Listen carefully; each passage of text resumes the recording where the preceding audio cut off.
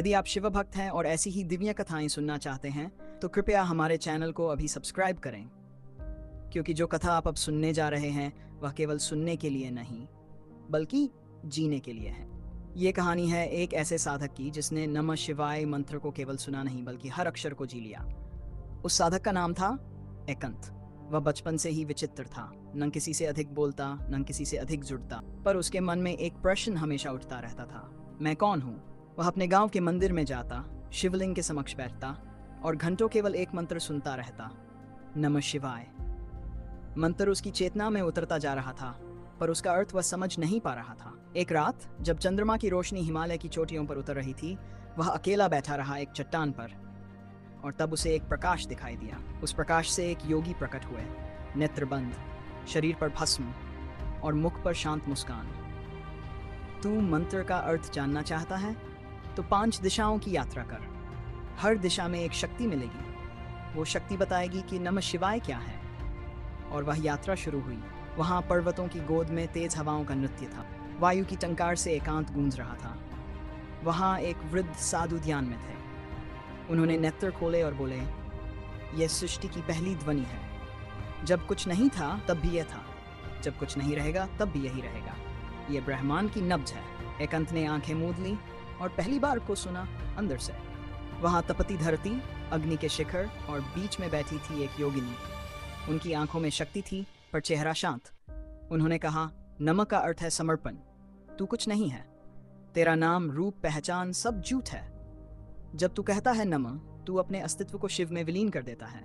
एकंत ने वहां अग्नि में अपने विचारों को झोंक दिया और जाना कि त्याग ही असली शक्ति है। तीसरी दिशा थी। वहां एक शांत झील थी। हवा ठहरी हुई थी, जैसे समय रुक गया हो। एक युवती झील में ध्यानस्थ थी। उसने कहा, शी का अर्थ है वह जो शांत है, जो स्थित है, जो किसी से न घबराता है न आकर्षित होता है। शिव वही है जो भीतर अचल है। जब तू भीतर से स्थिर होता है तभी शिव तुझ में प्रकट होते हैं। एकंत ने देखा पानी में अपनी ही छवि, जो अब हिल नहीं रही थी। अब वो दिशा जहां वन थे, पशु थे, पक्षी थे और धरती की गंध थी। वहां एक वृद्ध किसान हल चला रहा था। वह बोला, वो का अर्थ है व्यापकता। शिव कोई एक मूर्ति नहीं, वे इस धरती में हैं, इस हल में हैं, इस मिट्टी में हैं, वे तुझ में भी हैं। जो सब में समाया है वही शिव है। एकंत ने देखा वृक्ष भी शिव है, वायु भी शिव है, कंकर भी शिव है। उसका हृदय कांप गया, क्योंकि शिव अब बाहर नहीं भीतर थे। 5वीं दिशा आकाश की ओर। वहां कुछ भी नहीं था, सिर्फ शून्य था।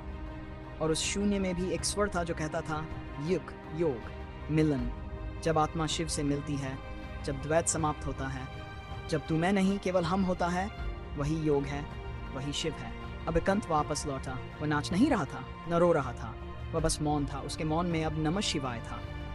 वह समझ चुका था, सृष्टि की नाद नमः, समर्पण, शी शांति, वो व्यापकता, योग। अब वो जब मंत्र बोलता तो शब्द नहीं, उसकी आत्मा बोलती थी। वर्ष बीत गए। एकंत अब हिमालय की एक गुफा में रहता था।